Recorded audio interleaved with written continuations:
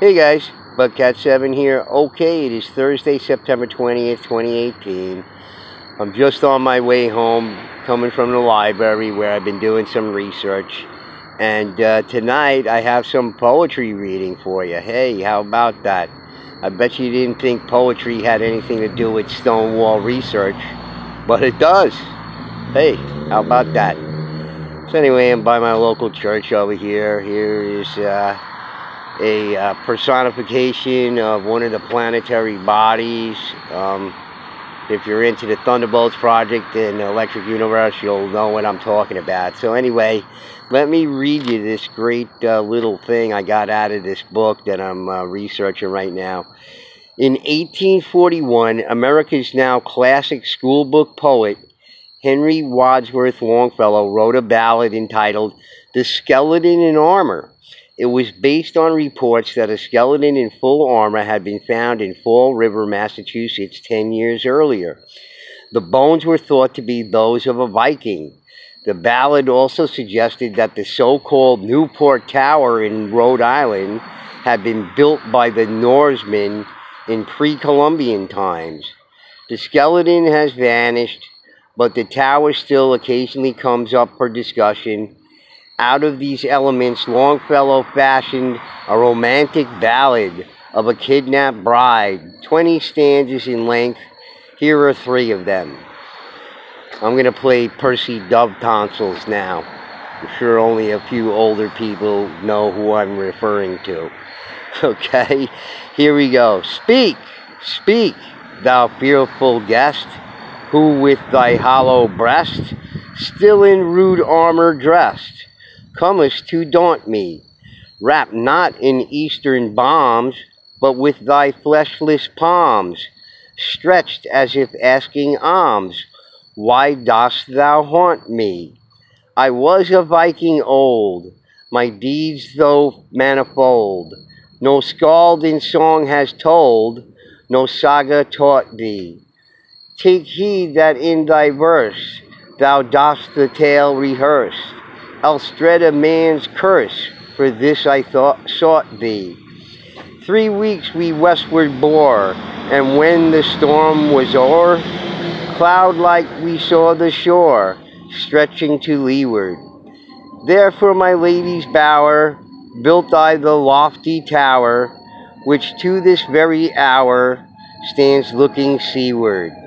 Okay, so there's a little poetry based on some of the stone construction there at Newport, Rhode Island, and a skeleton in armor found in Massachusetts there, So, you could look that stuff up online if you want, but the skeleton they found there in 1832, I believe it was dressed in some sort of brass armor. It had a brass chest plate, and curiously, it had a belt of brass tubes around its waist, and it actually was partially mummified. There was still actually flesh on it and stuff, so I mean, here's an early report of a skeleton found, and by the way, the skeleton was only a little bit over 5 foot tall, so it's a real short person there. So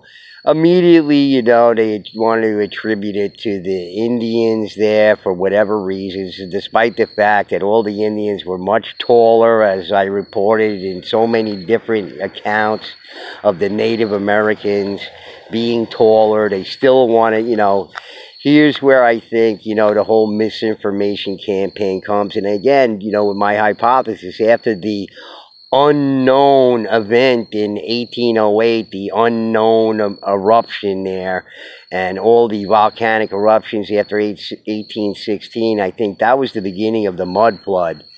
And I think by this time in the before the mid 1800s is when they started to rewrite history and all that kind of stuff. So, you got to be very suspect of any accounts of anything after that, or any commentary by anybody. And the stone fort there they call the Indian Fort and all this kind of stuff. It's been a matter of conjecture. I think they did some radiocarbon dating in the 1990s, bullshit carbon dating, carbon-14 dating or whatever, and, they said, oh, yes, definitely the 1700s, all kinds of people looked at it, and, the people who research these things, like, we went over with the pamphlet from New York State, they all have preconceived notions about history. So, this is the viewpoint they're coming from. So, we have to discount that because, at this point, we all know that history is all screwed up or whatever, but I think at this time, in the mid-1850s was actually after the mud flood. And, there's a period in there where just, you can't rely on any historical accounts or anything like that. And that's when they started to rewrite it. And I think all through the late 1800s is when they were basically rewriting history because of the mud flood, because more or less history was erased. And maybe the people in power, maybe they chose, maybe the, the parasites, the reptilians, and, the Dominion people decided, what, we can't tell people about any of this stuff.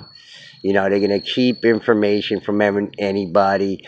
Who knows what caused the mud flood, what technology caused the mud flood. Who knows? Maybe the people of Grand Tartary had technology, I think, that's what we're seeing. There was a technology before the mud flood that we don't really understand. Maybe, that's the tale of Atlantis, apparently, the tales from Atlantis say that, they abused they used their technology unwisely, and that's what caused the great disaster or whatever it is. So, yeah, I have to keep all that stuff in mind, Who knows? For all we know, their knowledge, their technology, whether it was Atlantis or Grand Tartary or anything, Grand Tartary could have been, just the